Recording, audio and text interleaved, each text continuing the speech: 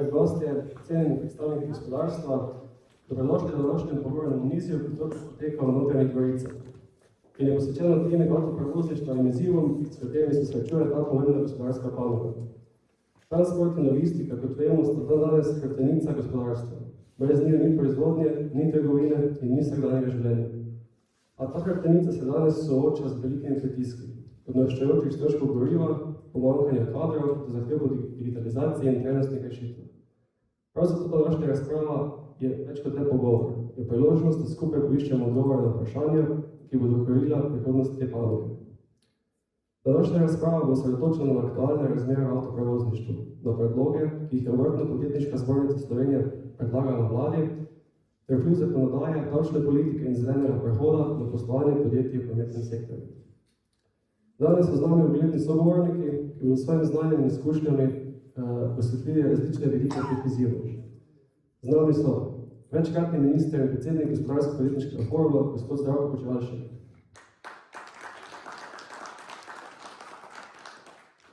Davčni strokovnjak in bivši direktor Finančne uprave Republike Slovenije, gospod Ivan Simič. Gospa Irena Finec-Golf, direktorica podjetja Finec d.o.o.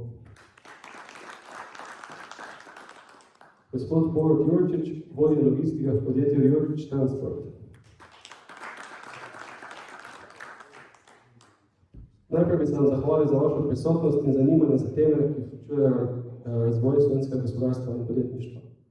Skupaj bomo osvetlili ključne izzive in priložnosti v prometni in logistični dejavnosti ter dali pogled, kako lahko država s premišljenimi ukrepi prispeva k večji konkurenčnosti slovenskih prevoznikov.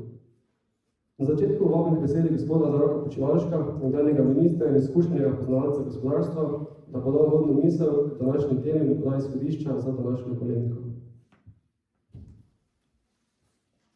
Ja, dobro večer, vsem skupaj.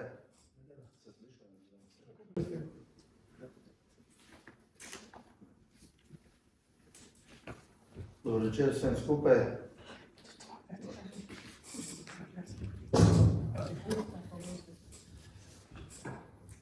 Bom začel, ne bom vas več pozdravljal. Povedal bi to, da sem vedno z veseljem z ljudmi, ki ustvarjajo zato, da lahko na nek način naša država funkcionira. Naše gospodarstvo, veste, je edini motor, ki ga Slovenija ima, zato, da lahko gremo naprej. To mi je na koncu koncev že kar težko čudno govoriti, ker bi vsi to morali vedeti. Še najbolj pa tisti, ki pač vladajo, vsakokratna vlada je odgovorna za to, da ustvarja predvidljive, stabilne in pa konkurenčne pogoje za to, da lahko podjetniki delajo. Mi v Sloveniji nimamo nafte, nimamo nekih naravnih virov, od katerih bi pač nekaj dobili za to, da lahko država funkcionira. Imamo samo en in edini motor, to je gospodarstvo, ki je izvozno usmerjeno in vse to, kar se na njega naveže. V Sloveniji 80% vsega, kar naredimo, prodamo ven.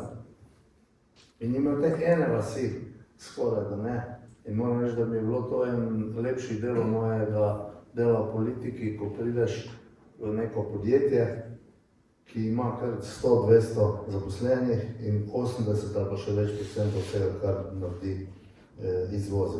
Zato je izredno pomembno to, ko govorimo o tem, da morajo biti pogoji za poslovanje konkurenčni, to, da res država poskrbi na to. Mi imamo danes situacijo, ki je v nekaj letih pripeljala do tega, da nam vse ključne številke ali pa vsi ključni kazalci kažejo zelo negativne trende. Na prvem mestu produktivnost. Mi delamo enako, kot smo delali prej, naredimo pa manj. Po produktivnosti padamo. Bili smo leta 2008 pred krizo na 84% evropskega povprečja. Pa smo po krizi 2008 padli na 82, pa smo se pobirali do leta 2021, da smo prišli spet na evropsko povprečje. Pa smo zdaj spet po 2-3 letih padli. Produktivnost je tista ključna stvar, ki kaže kazalce, kako je neko gospodarstvo uspešno. Če zdaj navežem še na dodano vrednost, če hočete, ne? Pa na božičnico. Zakaj imamo vsi v Sloveniji težave s takim načinom izplačevanja božičnice? Zato, ker naše gospodarstvo v Sloveniji v povprečju ustvari nekaj čez 50 tisoč, mislim, 52 do 53 tisoč evrov dodane vrednosti na zaposlenega. Pravijo, Avstrijci pa imajo to obvezno, ne nimajo, ampak imajo enkrat višjo dodano vrednost in njihovo gospodarstvo je sposobno sprejeti tako obveznost in jo tudi realizira, naše pa ne. Govorim o povprečju, ne o nekaterih, ja, eni sploh ne, eni pa naslednji. Druga številka, ki kaže to, da smo slabi in da se zadeve slabšajo, je ta, da nam bruto družbeni produkt pada. Še nekaj let nazaj smo mi v Sloveniji naredili toliko kot Hrvatje in Srbi. Ampak mi z 2 milijona ljudi, Hrvati s 4, Srbi 7 ali 8. Danes, ali pa lanski podatki so pa taki. Se pravi, vsi trije smo naredili isto, z različnimi številkami prebivalcev. Lanski podatki so pa, da je Srbija naredila 89 milijard, Hrvaška 85, mi pa 67. Naši sosedje južni tečejo hitreje, mi pa hodimo počasi. In to se odraža v številkah. Napoved za letošnje leto je 0,8% gospodarske rasti. Vsi sosedje okoli nas imajo 4,5%. Zdaj, če vam to čisto poenostavim, res na grobo bom rekel, to je promet države. To, kot vi firme med sabo primerjate s tem, koliko je kjer ustvaril prometa v enem letu, je bruto družbeni produkt številka, ki označuje to, kar je država v enem letu naredila. In naši eni se hvalijo zdaj, pa pravijo, da je to toliko, kot ima Nemčija. Nemčija je ogromno gospodarstvo, mi smo nično gospodarstvo, mi moramo imeti 3-kratnik, 4-kratnik njihov, če hočemo, da lahko pokrivamo vse te zadeve, ki si jih izmišljujemo. Imamo pa zdaj situacijo, da si izmišljujemo nove obveznosti za vas, za državno blagajno, ob tem, da se številke ne premaknejo navzgor. In tretja številka, ki je za Slovenijo tudi zelo, zelo pomembna in zaskrbljujoča, je to, da nam industrijska proizvodnja pada. Mi smo ena od 3 najbolj industrializiranih evropskih držav, če merimo to po prebivalcu. Nemčija, Češka, mislim, da pa mi. In naredimo manj. Zdaj, vaša branža se pa ne more ločiti od gospodarstva, ampak diha pa z gospodarstvom.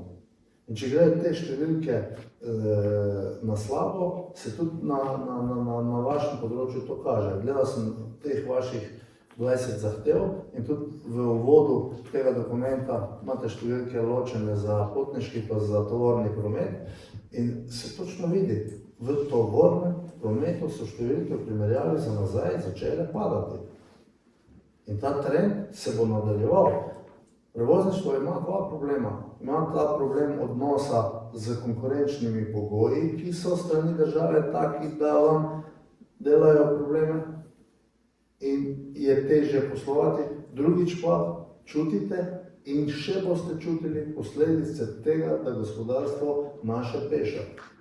Zdaj, če hočete še eno primerjavo, kako to izgleda, v mojih očeh je danes slovensko gospodarstvo ali pa to, kar počnemo v Sloveniji, približno tako, kot je tista scena na Titaniku, ladja se potaplja, orkester pa špila. Oni, ki špilajo, so po vodi že do kolena. Zdaj, lahko rečete, da pretiravam. Ne pretiravam, ker vsi računi bodo prišli za plačilo.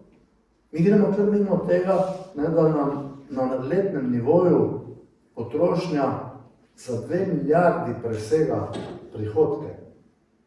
Si vi predstavljate svoje podjetje, da bi leto za leto pojedli več, kot prigospodarite?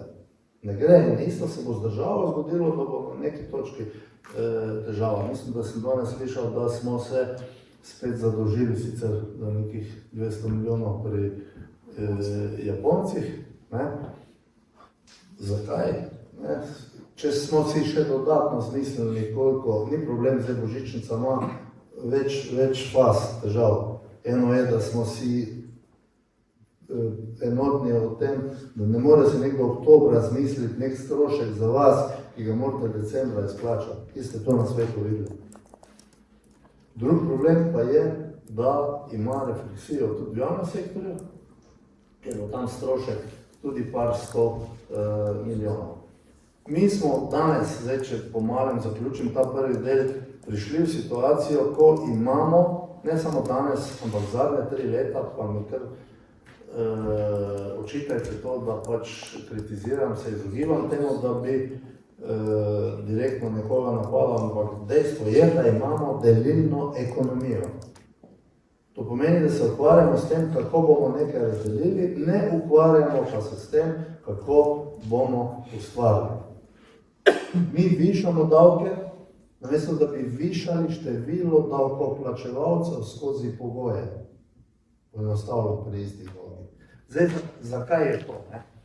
Ko boste poslušali naše zdaj uradne vladne predstavnike, bo večina govorila o tem, da so to globalni problemi.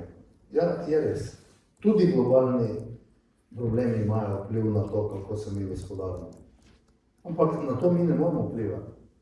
Na to, da je vojna, ne vplivamo.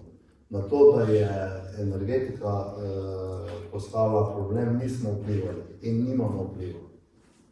Imamo pa vpliv na tisto, kar lahko mi naredimo. In te težave, ki jih mi sami sebi delamo, pa jaz imenujem golobizacija. Če je tisto globalizacija, je to golobizacija. In tukaj je na prvem mestu, kar se mene tiče, nepredvidljivo, nestabilno poslovno okolje. Koga bomo mi pripeljali do tega, da bo v Sloveniji investiral, če imamo situacijo, da si nekdo zmisli predpis ali pa neke dodatne stroške pred koncem leta. Zdaj mora biti vse, kar se davkov, obremenitev tiče, za par let naprej stabilne in pa znane. Drugič, sprejemamo zakone na ad hoc osnovi. To se ne tiče direktno tega, bo pa imelo, upam, da posledice v pozitivni smeri, tale zakonodaja zdaj v zvezi s to romsko problematiko. Mi moramo zdaj novo zakonodajo sprejeti zato, ker nekdo ni po obstoječi zakonodaji delal tako, kot je treba. In zato, ker je nekdo bil len ali pa nevesen, bomo zdaj še zakone spremenjali. Cela država se samo s tem ukvarja. Če gledam tiste vaše zahteve noter, pa evidenca delovnega časa v vašem primeru, seže meni v enako zgodbo kot štempljanje za celo gospodarstvo, seže v tisti pravilnik o dvigovanju bremen, ko delavci ne smejo dvigniti več kot 5 kilogramov. Skratka, nesmislov je še pa še. V vsakem primeru moram povedati še enkrat, da jaz pričakujem, da se tega zavedamo in da pridemo do tega, da bomo tem nesmislom, ki nam delajo težave, rekli ne. Pa o tem, kako, kdaj, pa bomo bolj nadaljevali še. Hvala za prvi del.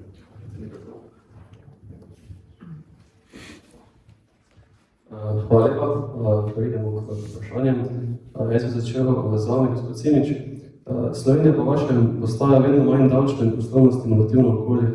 Katere spremembe v zadnjih letih so k temu najbolj prispevali in zakaj je po vašem nujno celovita davčna reforma?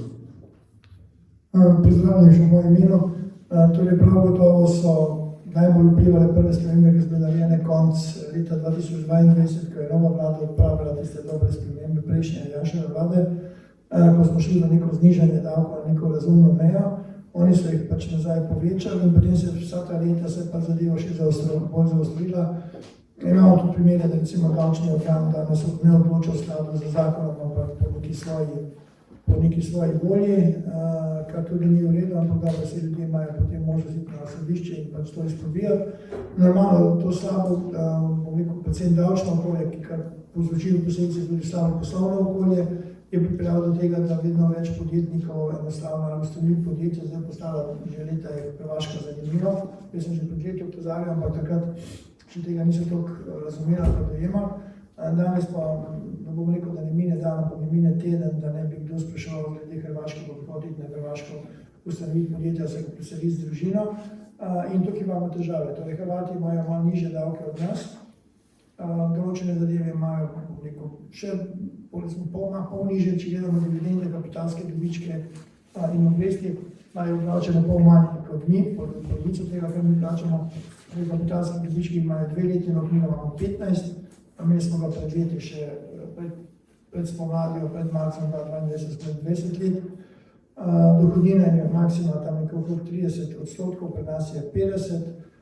In to so te zadeve, ki pa še ljudi potem potegnejo, da grejo dol. In pa zanimivo ima tudi za podjetja do 1 milijon evrov, je davko dobička 10, pri nas je 22. Nekoliko presežeš milijon, greš na 18, tam se več zadeva neizplačane izide, ampak če primerjamo bolj z dohodnino, pa kljub temu nekateri grejo. Zdaj, tisti problem je, ker nekdo odide iz Slovenije, se bo težko vrnil nazaj, ker enkrat, ko bo dol naredil halo, ker bo dol začel dobivati dovoljenja, če gledamo avtoprevoznike, ki grejo tudi dol, ker začne enkrat dol dobivati vse papirje, se bo težko predstavil sem.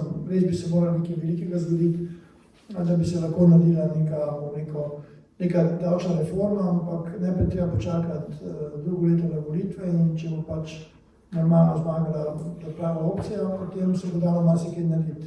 Če bo postavil tako, to res ne počujem, da bo kaj se božga, da bo kaj božga, lahko se mu hujše in normalno ljudi bodo še naprej hodili ven tisti, ki se znajdejo. Tudi tole filozofiranje, ki ga zdaj poslušam, da so delavci tisti, ki kapitalistom ustvarjajo dobiček. Jaz pravim, da vsak delavec ima možnost, ali nima naš proti delavcem, ampak vsak delavec ima možnost, da zaslovi podjetje, da vloži svoj kapital, da tudi udari mimo, da izgubi ves kapital, da zapufa celo familijo, da se v banki usedejo na nepremičnine in tako naprej. To je tista zgodba, ki mi govorimo o parih uspešnih zgodbah, ampak veliko je takih, ki so propadli in te tudi jaz vidim. Zato jaz pravim, da bi pač morali davčne stopnje, predvsem drugo leto, vse do konca leta, spraviti neko razumno mejo in potem v letu 2027 iti v neko večjo davčno reformo, če ne bo kako bo nadaljevanje govorilo. Hvala. Gospod Finet Golf, slišali smo, da Hrvaška postane dosti zanimiva za podjetnike. Se tudi v vašem podjetju porodila ideja poselitvi podjetja na tujino? Dober večer vsem. Tudi mi smo razmišljali o tem, ker smo pa v prvi vrsti specializirani za prevoz odpadkov in posledično vezani na pravzaprav licenco čisto v vsaki državi, skozi katero peljemo, razlagamo, nalagamo, je bilo pa to skoraj misija nemogoče. Zdaj, kaj bo prihodnost prinesla, ne vem, ampak takrat smo mi razmišljali na en zelo pomemben kriterij, ki je bil tudi ključen pri presoji, ali ostati v Sloveniji ali na Hrvaškem, je bila tudi cena zavarovanja.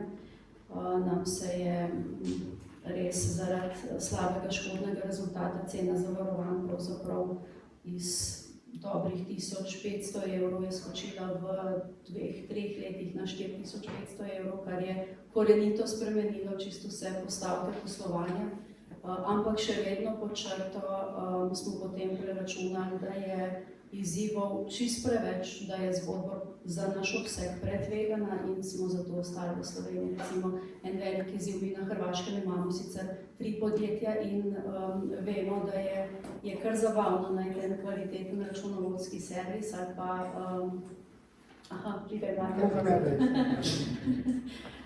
Skratka, mi smo se potem po tehtnem razmisleku odločili, da ostanemo tukaj, da se borimo še naprej in da upamo, da se izognemo vsem čelim. Hvala lepa. Gospod Jurčič, Obrtno-podjetniška zbornica Slovenije je pripravila 20 konkretnih predlogov vlade za izboljšanje pogojev v avtoprevozništvu. Katere ukrepe na temi vidite kot ključne in najbolj nujne za takojšnje izboljšanje poslovanja v vaši panogi? Dober večer vsem skupaj. Ja, najprej bi mogli poenostaviti vse skupaj, se pravi pridobitev delovnih dovoljenj, poenostavljanje in pohitriti te postopke. Ti postopki se vlečejo danes od pol leta do 8 mesecev, tudi do 1 leta. Vsi pa vemo, da noben delavec ne bo 1 let brez dela nekaj čakal, kar je tudi težko razumeti, vse skupaj. Tukaj so prve stvari, ki bi se mogli začeti dogajati, druge stvari so davčne reforme, ko smo že govorili o tem, smo zelo vsi se oziramo na tujino, pa kako zunaj to poslujejo. V Nemčiji so to ravno tako naredili, pa so naredili, spravili so vse prevoznike v tujino. Vse prevoznike so preselili na Poljsko, Litvo, Latvijo, nobenih domačih prevoznikov pa nimajo oni več. Tukaj so, če se mislimo ozirati v tem primeru v Nemčijo, bomo ostali brez prevoznikov.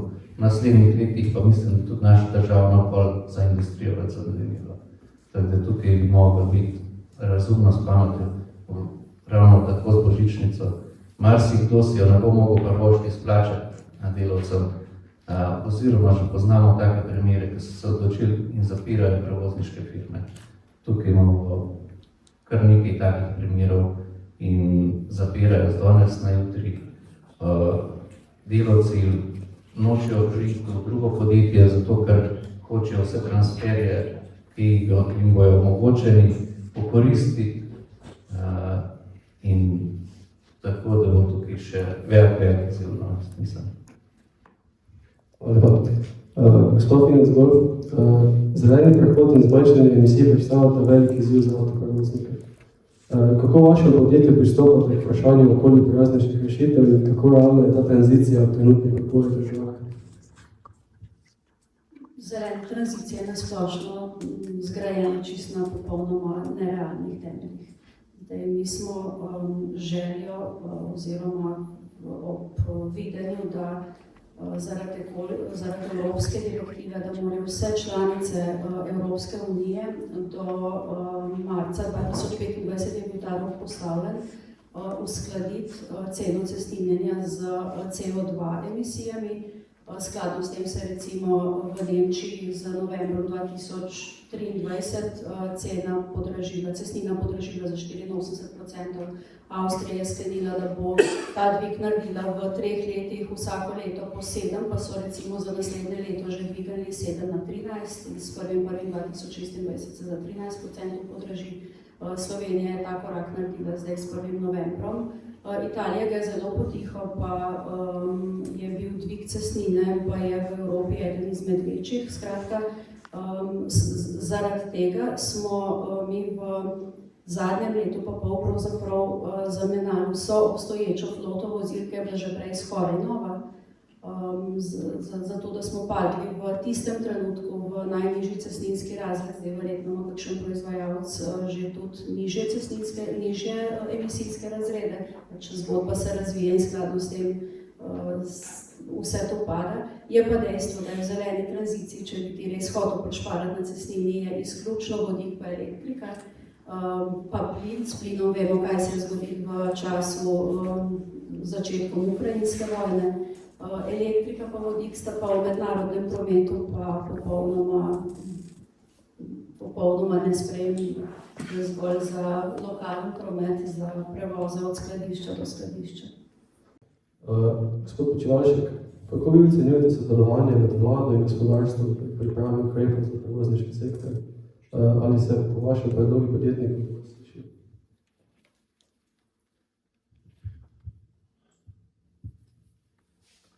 Vse to, koliko lahko spremljamo od strani, se vlada pogovarja z vami, prevozniki. Ali vas sliši ali ne sliši, to je pa že drugo vprašanje. Ampak jaz mislim, da je ključen problem v tem, da večino razmišljanj vlade v tem trenutku ali pa celo obdobje gre v tem, kako bo nekaj razdelila, ne pa o tem, kako bo ustvarila. Jaz moram reči, da sem natančno prebral teh vaših 20 zahtev.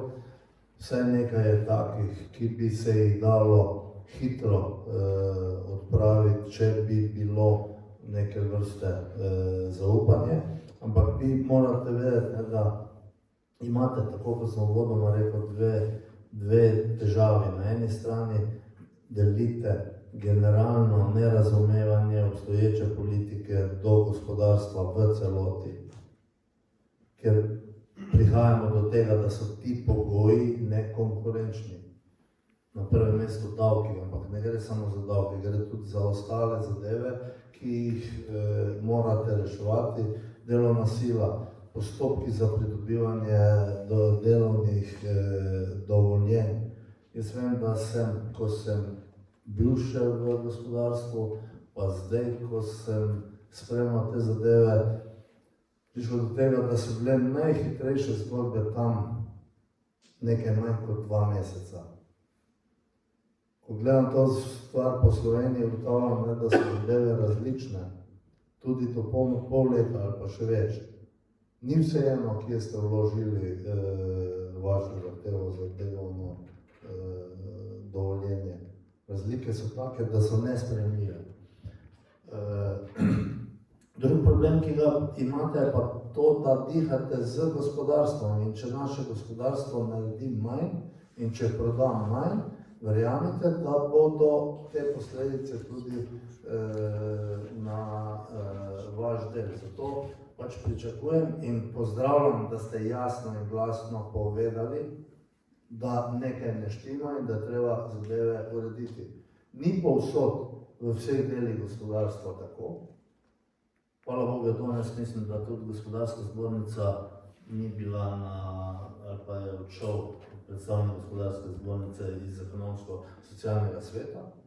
Jaz mislim, da bi morale vse 3 zbornice, ki so glavne, trgovinska, obrtna zbornica Slovenije, kjer deluje vaša sekcija, in pa gospodarska zbornica Slovenije, pač dosti bolj ostro povedati, da je dovolj. Ni dovolj samo v Novem mestu, dovolj je tega, da se motorju slovenskega gospodarstva ne omogoči, da je naoljen, da ima dovolj goriva, da je konkurenčen in da lahko dela naprej. To se mi zdi, da je težava. Generalno gledano, ker vi delite, imate nekaj specifik, ampak večino težav je tistih, ki pestijo celotno gospodarstvo. Jaz vam bom povedal ta primer, ki ga večkrat povem. Ko sem bil v Kanadi ob priložnosti pogovorov za Magno v Mariboru, smo ugotovili, da v Kanadi, ko pridete vi kot podjetnik pred okence uradnika in poveste, da bi nekaj radi, in ko uradnik ugotovi, da tista vaša ideja diši po davku, od tistega trenutka dalje ta uradnik naredi vse, da vi lahko začnete plačevati davek čim prej. Pri nas, ko greste na okence, se pa vaša golgota začne od trenutka, ko ustvarite prvi stik z javnim sektorjem. Država je zato, da servisira tiste, ki delajo, da lahko naredite več. To je smešno, da je treba govoriti, ampak morate vedeti, da nekateri tega ne razumejo. Eni mislijo, da greš kot denar, tako da daš kartico noter v bankomat in dobiš denar. Narediti ga je treba. In zato mislim, da ni nobene možnosti, da se bo karkoli spremenilo. Stvar vaše odločitve je, na kak način boste pristopali. Edini način, da bomo naredili spremembo, je v tem, da bomo takrat, ko bo razpisan datum, šli pa povedali, kaj si o taki politiki mislimo. Jaz si želim, da bo takih, ki bomo s tem, kar se zdaj dogaja, nezadovoljni več kot tistih, ki so zadovoljni s tem. Če ne bo tak, nam pa Bog pomaga. Hvala. Gospod Simič, kateri davčni ukrepi bi lahko bili učinkovita spodbuda za razvoj logistike in tovornega cestnega prometa ob hkratnem zmanjšanju sive ekonomije? Torej, ne bom zdaj zahajal na to drugo področje, kot smo zdaj slišali, vinjete, pa cestnine in tako naprej. Tukaj bi sigurno lahko kaj naredili, ampak če govorimo o davkih, je prav gotovo, da sem že prej omenil, v prvem letu znižanje stopenj, tudi davko dobička, jaz ga zagovarjam že vsa leta, odkar kar se s tem ukvarja 15%. To smo poskušali, mi smo tudi naredili leta 2005, takrat, ko je bil Bajuk minister. V skupini za reformo smo pripravili od 25 na 19, pa potem mislim, da leta 2012 je šlo iz 19 na 17, oziroma na 15, potem so pa naslednje vlade to spet nazaj dvignili na 19, zdaj imamo začasno 22, kar pa ponavadno vsak davek, ki je začasno, ponavadno ostane večno. Zato bi treba davko dobička znižati na 15, pri dohodnini je treba narediti prav gotovo neke premike, kot so, nižja spodnja stopnja iz 16 na 10, višja stopnja prav gotovo iz 50 spustiti na 40, recimo včasih, ko nekakšna stranka pride, pa bo dobila neko odpravnino ali pa dobila nek drug denar ali pa zaslužek in je od tega lahko tudi predvsem tisti naši, ki delajo za neke multinacionalke za ZDA, imajo te letne zaslužke od tam nekje 200-300 tisoč, ko mesto družina vse, kar bo dobil na 79 tisoč, gre pol države, pol njemu, začne razmišljati, kam bo šel, da bo pač delal, ampak to je spet tisto zadeva, on dokler bo tukaj pri nas delal, ko bodo naši tukaj obdavčili, če bo vedel, torej ni dosti, da samo se nekam odjavi v Sloveniji pa reče, da dela na Hrvaškem ali pa v Srbiji, ali pa v Črni Gori, mora tudi tam dejansko biti, pa še če ima družino, ga ne bodo izpisali slovenskega sistema. Potem normalno je treba nekaj narediti, da privabimo tisti, ki največ plačajo. To so, bom rekel, tisti z najvišjimi zaslužki, zato sem tudi predlagal še dodatno zadevo, da bi uvedli 6. dohodninski razred za zaslužke nad milijon evrov. Res je to imaginarna številka, da jih ni veliko, ampak če jih nekaj dobiš, ti pokrijejo dosti, ker za vstop v razred 1 milijon evrov moraš preplačati 480-490 tisoč dohodnine, kar ni malo in če bi imeli takih več, bo lažje. Sploh, če gledamo, bom rekel, lestvico, koliko je plačnikov davka po dohodninskih razredih, torej tistih 6100 pa še nekaj v 5. dohodninskem razredu plača več dohodnine kot 940 davčnih v 1. dohodninskem razredu. In zaradi tega pravim, da ne more biti to, da nekdo reče, da je treba tiste v 6. dohodninskem razredu še bolj obdavčiti. Kajti povprečno plačilo dohodnine v 6. dohodninskem razredu v letu 2024 je bilo 47 000 evrov, v 1. razredu je pa bilo 252 evrov, pomeni 20 na mesec. In to so te razlike, ampak žal je več volivcev v tem spodnjem razredu in vsi usmerjajo energijo v te spodnje volivce. Tako, ker je razletala božičnica, zdaj sem nekaj slišal, da to več ne bo božičnica, pa bo zimski regres. Mislim, da veste, kaj pomeni beseda zimski regres. Če ga boste zdaj izplačali, boste morali verjetno za vse zaposlene za nazaj, za te leto, tisti, ki so šli stran od vas, bo treba delati poračune, potem se postavlja vprašanje, kaj pa tiste, ki so že letni regres izplačali v polnem znesku, bo ta zimski regres dovoljen dodatno, ali ga bodo. Tako da malo ta zaletavo za to zimsko božičnico je ratala, zdaj res, ker to začneš veste, ena ideja, druga pa, ker to začneš zlagati v neke okvirje, kako bo to potekalo, kako bo to davčno, kako bo to furs, kako bo to se obdelovalo, kako se bo gledalo, koliko je kdo dobil. In jaz vem, če bo to obstalo še za naslednja leta, bo naslednje leto prišlo do korekcije letnega regresa z zimskim regresom, pri nekaterih se bo zmanjšal letni regres in boš dal pa zadevo v zimski regres in drugo leto efekta za podjetja, kaj velikega ne bo. Državna uprava pa tako je pač, pa javni sektor bo pač dobil svojo božičnico, dodatno tam pa tako se nekje zadolžijo, jaz vidim, da bi lahko dobil, če je že zdaj 2 milijarde minusa, pomeni, če hočeš izplati božičnico, se moraš nekje zadolžiti. Normalno, potem pa še neke olajšave narediti, imamo tisto seniorsko, ki je zdaj nekje na tažbi 500, bi dvignili na 2000, imamo to olajšavo za mlade do 29, bi tudi jaz dvignil na 2000, Potem imamo pa splošno olajšavo, ki je trenutno 5000, torej če bi obveljala tista zakonodaja, ki je takrat sprejela Janševa vlada, bi danes bila ta 7500, tako imamo po 5, to bi jaz dvignil na 8000 in povedal bi socialno kapico, to meni omitev vplačevanja prispevkov, jaz bi jo pač dal, moj predlog je že ves čas, letošnje leto, prej bi 6000, zdaj 8000, ker je že toliko časa minilo in mi socialno kapico imamo pri SPI, ki je na 8330. Torej SPI ne morejo plačevati neomejene prispevke, ampak so omejeni na določen znesek. Tako da to so te zadeve, ki bi bilo treba narediti. Glede na to, da je pač zdaj pred volitvami čas obljub, se lahko obljubi marsikaj, tudi ni treba tega izpada nekako nadoknaditi, ker vidimo, da pri zdajšnji vladi vsak izpad se šteje kot že vnaprej planiran in tako naprej, tako da je včasih prav malo smešno, ampak zato spravim, da bo treba nekaj narediti. In prav bo to vlajšati, ker drugače bodo zadeve, bodo šli pač ljudje na Hrvaško. Hrvaška je zanimivost, dokaj je blizu, torej ni treba, da si skozi dol, lahko priješ v Slovenijo, pa greš dol, pa če hodiš vsak dan gor, si ti šteje, da tudi izpolnjuješ njihove pogoje, da si dol. Torej lahko se vsak dan vrneš in tako naprej, tako da nas bo ta leta nas bodo veliko stala in težko bo to popraviti in dobiti podjetnike nazaj v Slovenijo. Hvala. Gospod Jurčič, avtoprevozniki opozarjate na pomanjkanje kadra, predvsem voznikov.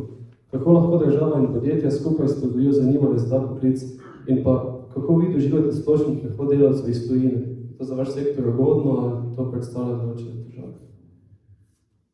Mislim, spodbuditi bi bilo treba sigurno mlade.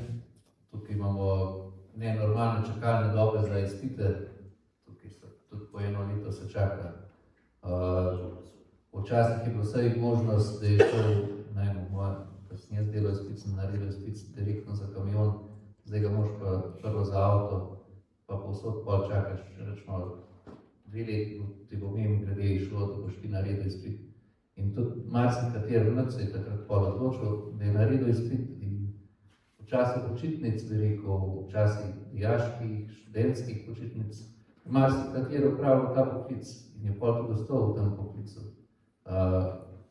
Je zanimiv poklic, videl je svet, šel je po Evropi, marsikje se je veliko navadil, naučil jezika, cest, kulture druge. S tem pa samo povračamo, ker sprejemamo nove zakone in omejujemo mlade ljudi v tem, tako da je tukaj delež. Je pa noter že v tem spisku je že napisan, kako predlagamo, da bi se to vse skupaj naredili. Zato se moramo posluževati tujine, tujih delavcev. Bosna je načeloma že prazna, treba je na daljni vzhod gledati. So pa vsi postopki ali iz Bosne ali pa iz vzhoda dolgotrajni, preveč zakomplicirani, kar bi lahko, če bi imel najmanj popolno dokumentacijo, zakaj je to, da pride do enega delovnega dovoljenja 6 mesecev potrebno, da nekdo pregleda te papirje. To je težko. Hvala. Gospod Finec, vozniki in podjetniki pogosto opozarjate na nerazdeljivo zakonodajo glede počitkov in zavarovalniške politike. Lahko pojasnite, s katerimi težavami se podjetja srečujejo na tem področju in kakšne bi bile smiselne rešitve? Evropska unija je leta 2020 sprejela direktivo, s katero je zapovedala, da v superudobnih tovornih vozilih, da superudobna tovorna vozila niso več primerna, da bi voznik v njih opravljal tedenski počitek. Ta tedenski počitek se smatra v dolžini 45 dni. To je zdaj strogo prepovedano. Dejstvo je, da so nam prvih pravzaprav 5 let skoraj gledali čez prste, ta direktiva se ni kontrolirala, zdaj se je pa začela kontrolirati v polnem razmahu. Mi veliko tranzitiramo Švico, kazen tam plačujemo praktično od pomladi letošnjega leta. Kazen v Švici je 800 evrov, zdaj po zadnjih informacijah so začeli vikend počitke kontrolirati tudi slovenski kursovci. Pri nas je pa zagrožena kazen od 5 pa do 10 000 evrov. Ne, kazni pri nas so nesorazmerno višje kot so kazni. V Švici je pa 800, v Nemčiji je 400, na Nizozemskem je 800, v Franciji je 1200. To so kazni, ki smo jih plačevali. Kaj zahteva?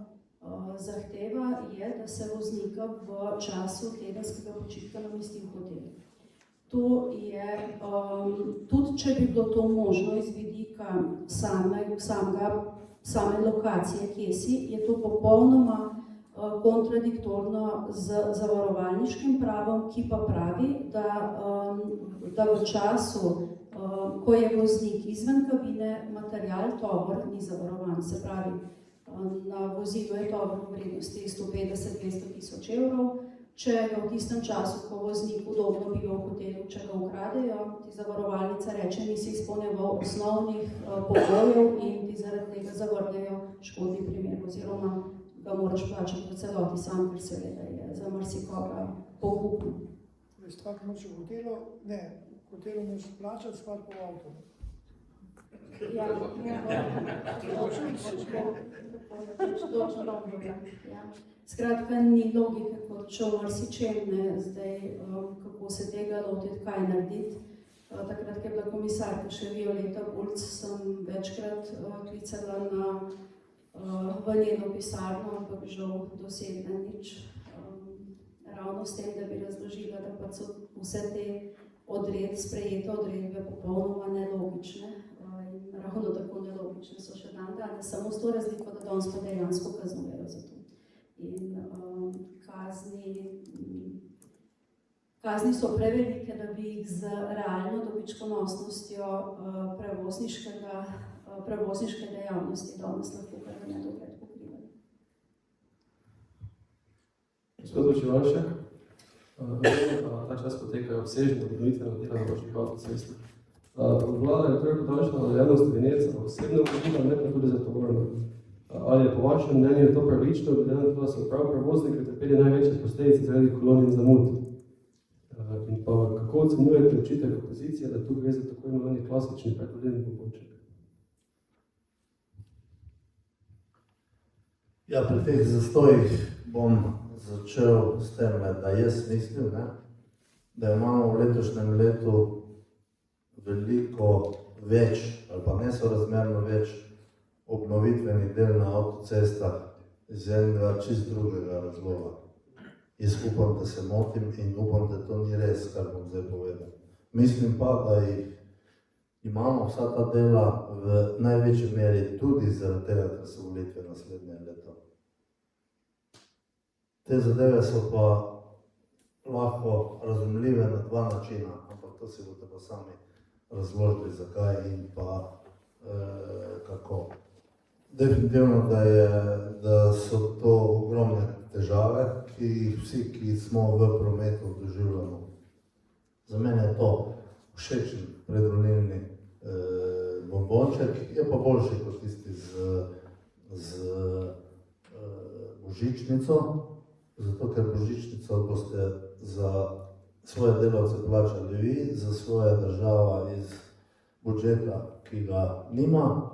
Tukaj bo pač Dars dobil malo manj denarja kot ceno za to, koliko bo to stalo.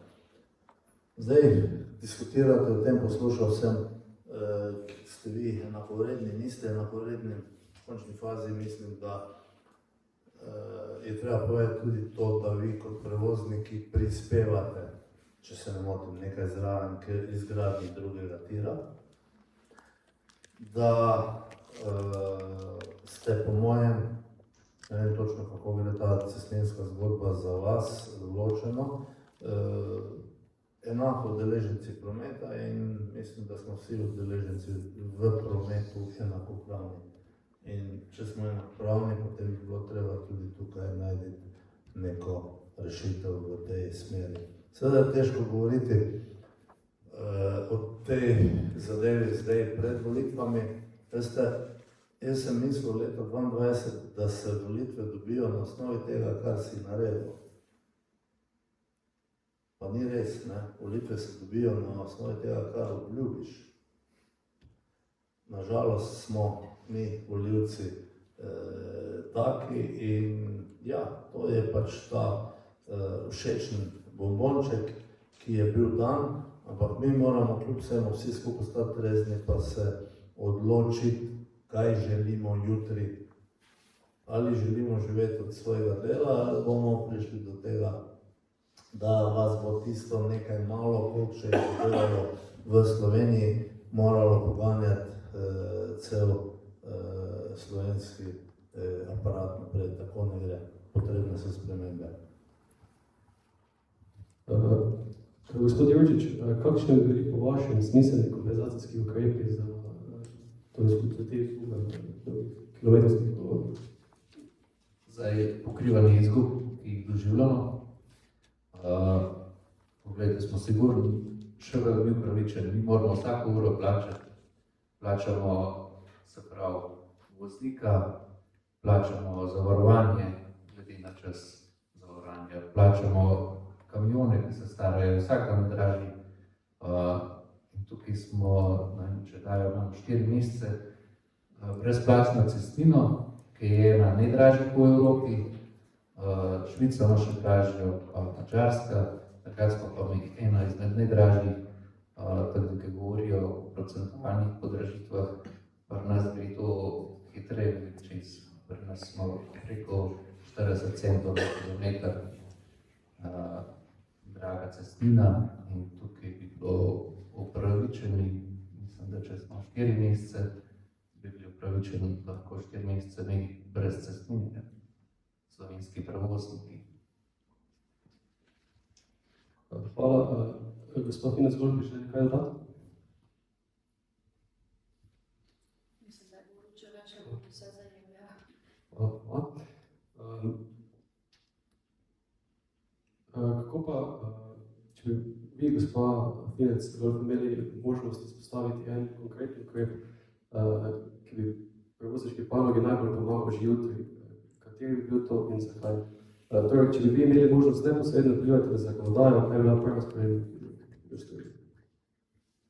Ja, zdaj gledano iz stališča naših potreb v tem trenutku zagotovo ponovno ukinitev te odredbe, da se vikend pavze ne sme več v vozilu. Na sistem dela je pač tak, da zaradi segmenta, ki ga prevažamo, naši vozniki so v kabinah 3 do 4 tedne, potem pa grejo za teden dni domov in nam so te vikend pavze res postale ogromno breme. Tako da v prvi vrsti, ampak to je zdaj iz našega stališča gledano, kar se mi zdi po drugi strani velika problematika transportnega sektorja, je pa napram dodani vrednosti nerealna cena delovne sile, ki jo pa seveda dodatno tepe še izredno visok strošek dela v Sloveniji.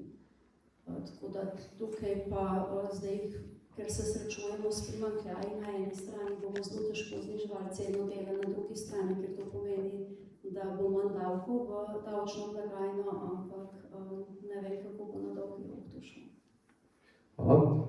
Gospod Jurčič, kako pa vi ocenjujete pripravljenost vlade, da v resnici sprejme oziroma uresniči te ključne predloge, ki so zdaj pripravljeni od prevoznike?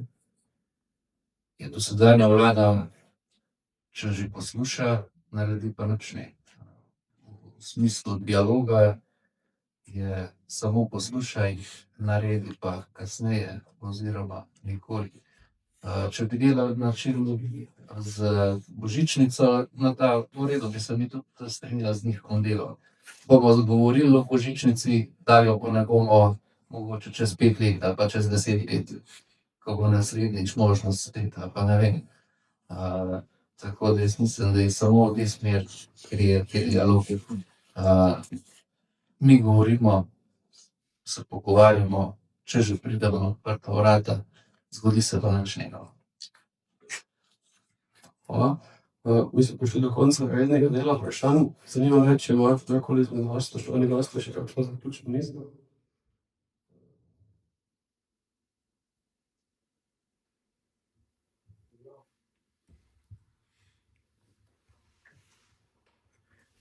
Mi moramo pogledati naprej in jaz vas pozivam, da se z razmislekom ozremo na prihodnje volitve,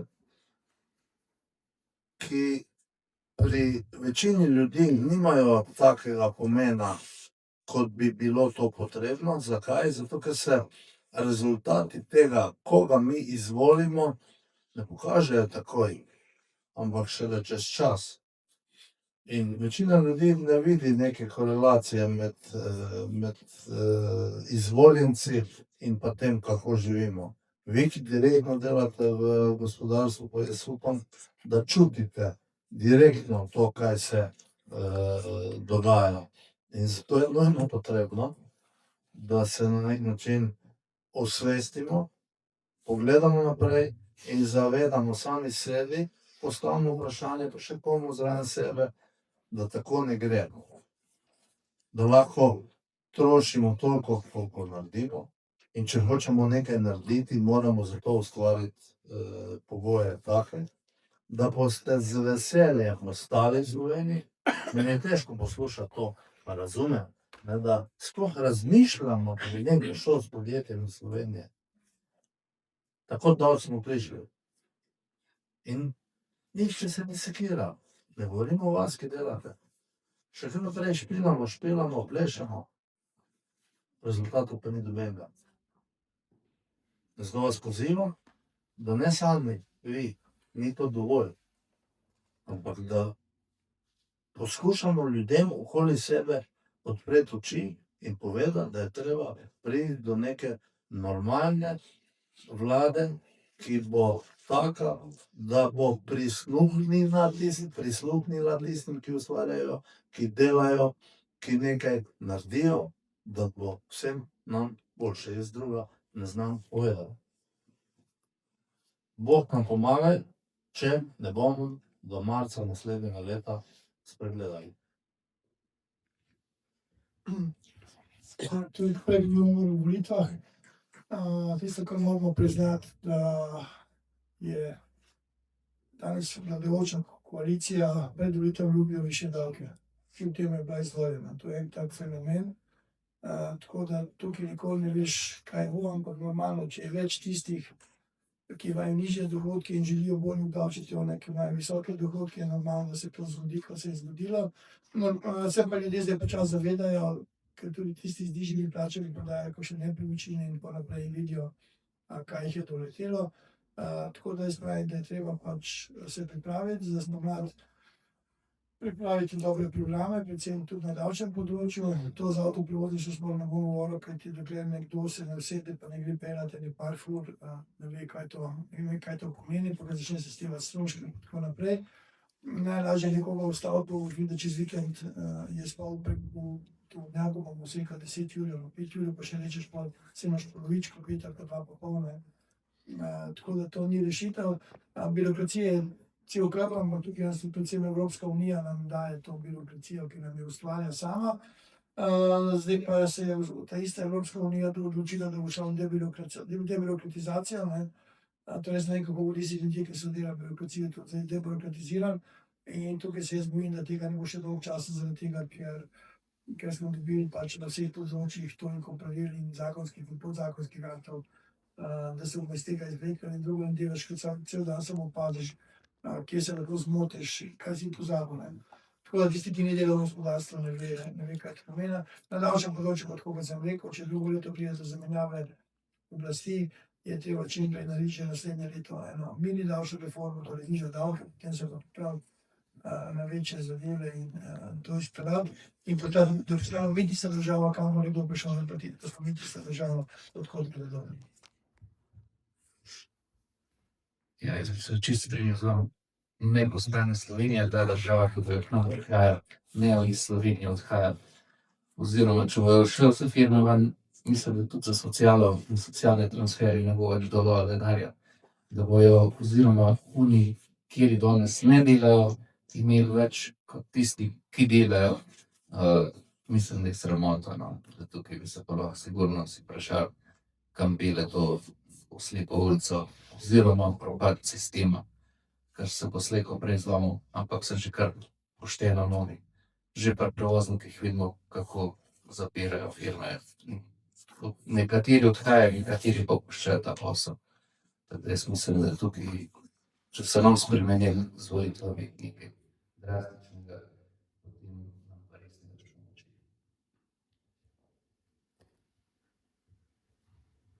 Ja, povzemam vse, kar ste že rekli zdaj. Dejstvo je, da na splošno v Evropi gospodarstvo v tem momentu ni cvetoče.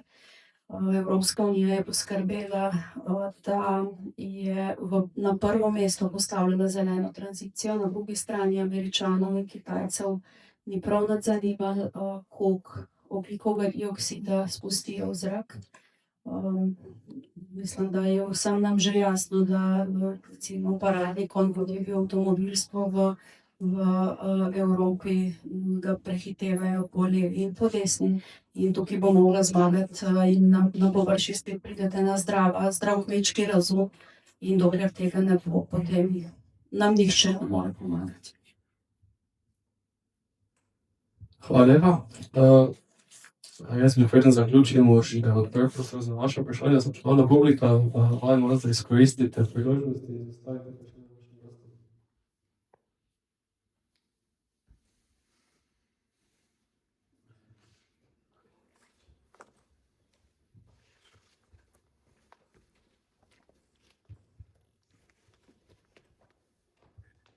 Hvala, jaz ne bi postavil vprašanja, ampak nobeno mnenje. Namreč to, kar ste govorili, moram reči, da v celoti podpiram vaše zahteve, torej zahteve avtoprevoznikov, tudi to, kar je gospa govorila, vezano na cestnine in vas. Imam pa eno pripombo. Glejte, vaši šefi zelo, bi rekel, v vašo smer govorijo, ne? Tudi zelo pogumni, ne? Se mi zdi do trenutka, ko sedijo skupaj v studiu z ministrico za infrastrukturo, ne? Pa se pa stvari stav, ne? Tako da jaz imam izkušnjo tudi iz naše vlade, ne, ko recimo se spomnim gospoda predsednika, ne, takrat ni bil predsednik, ampak gospoda Cvara, to je Goric Koroške, kako je pljuval po nas, kako ni nič dobro, kako nismo dosti dali teh subvencij. In jaz vem, da se je gospod Počivalšek pretrgal, zato da ne vladi izboril, zato da so ljudje tudi na čakanju dobili, bi rekel, nadomestila in tako naprej, da smo gospodarsko rast pospešili, ne. Zato bi toplo priporočil, da šefom povejte, ne, da se ne do konca borijo, ne samo do takrat, ko sedijo v studiu z ministrico, ali pa vse nekaj drugačne. Zdaj, druga stvar, ki bi jo prej povedal, je pa tale cestnina, ne. Smo reči, da sem tudi sam predvsej s tem ukvarjal, ker sem pač nekaj cajt služboval tam. Zdaj, v naši strani nisem najbolj popularen, zato ker sem jaz tole podaljšan vinjet predlagal že tam nekje meseca junija, ne. To se pravi, to je res populistični ukrep, ne. Se s tem, bi rekel, nikoli nisem govoril, da to ni populizem, ne. Moram reči, da sem absolutno na tem stališču, da je potrebno vrniti te zadeve tudi avtoprevoznikom, in pa nekaj drugega povedal, ne. Rad bi povedal to, da sem pač že tam meseca junija bral študijo, zato sem tudi tako napisal. Nisem mogel seveda napisati, da naj znižajo cene, ker sem vedel, da jo ne bi znižali, ne, ker je bilo to edini način, da podaljšajo vinjete. Bral študijo, ki je jasno povedala, da se oni v letu 2023 nesorazmerno veliko prevalorizirali, to boste ekonomisti vedeli, prevalorizirali vrednost Darsinih, torej vsega, kar Dars ima. In zaradi tega, ker so toliko zvišali vrednost Darsa, so lahko na podlagi metodologije EU direktive, ne, tudi zvišali cestnino. Oni so zvišali to cestnino mislim, da nazadnje za 6,9%, nekaj takega, če se ne motim, ne. Mislim, da prevoznikom so nekaj več, to, kar je gospa govorila, vezano na te emisijske razrede, ne. Jaz mislim, da to seveda zdaj ne bomo odpirali, ampak po volitvah, ne, koliko uspemo na teh volitvah zmagati, bomo pa to odprli, ne. Ker to je evidentna kraja, ne, torej prvič je goljufija pri sami revalorizaciji njihove vrednosti, drugič je pa to seveda goljufija tudi EU direktive, ne, kajti ne moreš ti v bistvu nekaj umetno povečati, zato da boš lahko umetno potem dvignil ceno, ne. Drugače pa seveda vsem zahvaljujem za ta primer, mislim, da ste zelo lepo povedali. Na koncu vse eno vprašanje, ta se pa navezuje na nepremičnine. Veliko ste govorili o Hrvaški. Na Hrvaškem je, zdaj mogoče smo spaljiv, ampak ne bom zelo veliko spaljiv. Na Hrvaškem ni več kapitalskega dobička po tem, ko mislim, da 2 leti ali 3 leta nekaj takega, 2 leti celo prodajaš stanovanje oziroma še tako naprej. Pa nas veste, koliko je. Pa nas mislim, da je 15 pa pol tako naprej, ne. In jaz sem prepričan, da je tudi to razlog za te enormne cene nepremičnin, ki so v Sloveniji. Če bi mi tam trg odprli tako, da bi bilo tudi ta kapitalski dobiček mogoče 2 leta, pa 3 leta, ne, bi se tudi mnogi od naših državljanov, ki zdaj tega ne prodajajo, zaradi tega ali pa ne delajo, ker nočejo pač plačati davka, ne, bistveno večji trg teh nepremičnin bi ratal, ne. Zato me zanima, kakšno je vaše mnenje, morda bi največ Ivan v tem delu. Hvala.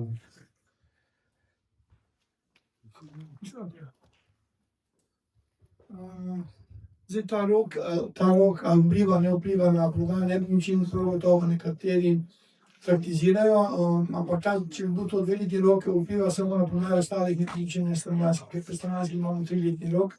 če si 3 leta lastnik stanovanja, če si tam prijavljen in če tam dejansko bivaš, torej moraš bivati.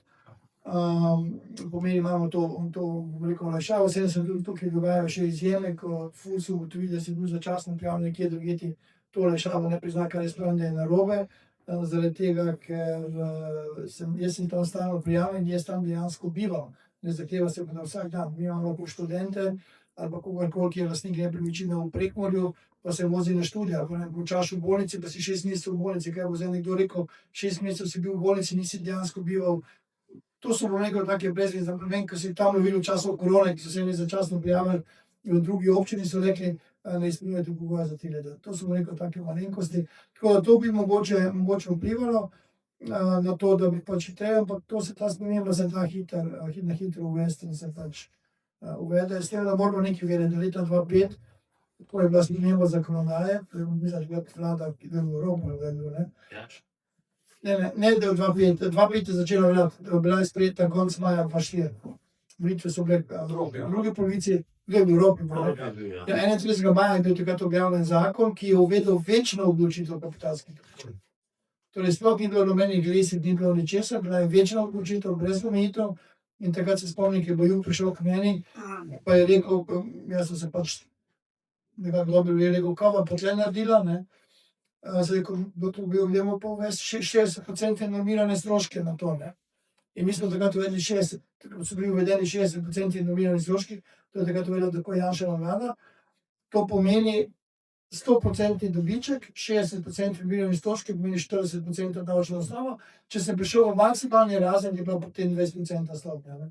In tukaj pol naprej izvira ta 20%, pa dvig na 25, pa na 27,5, pa zdaj nazaj na 15. Tako da mi smo imeli večno odločitev in če takrat ne bi Janševa vlada to spremenila, bi imeli še danes večno odločitev, ne. Tako da tukaj morate vedeti, da je Slovenija nastrojenost proti nepremičninam, proti lastnikom nepremičnin, tisti, ki jih imajo več kot... Proti lastnin. Ja, proti lastnikom, torej tisti, za katerega ocenijo, da ima preveč, potem se na tistega to pač usmeri. Tako da bomo videli, kaj bo, ampak jaz pravim, da je to vse skupaj narobe. Ljudje se to odločimo, kupijo v Avstriji stanovanje, pa ima biti vložen denar, ali ga pa kupi kje pol drugje, ali pa na Hrvaškem, pa se sploh ne bo s tem opremljal. Tako da moramo vedeti, da denar je zelo gibljiv in bo šel kam v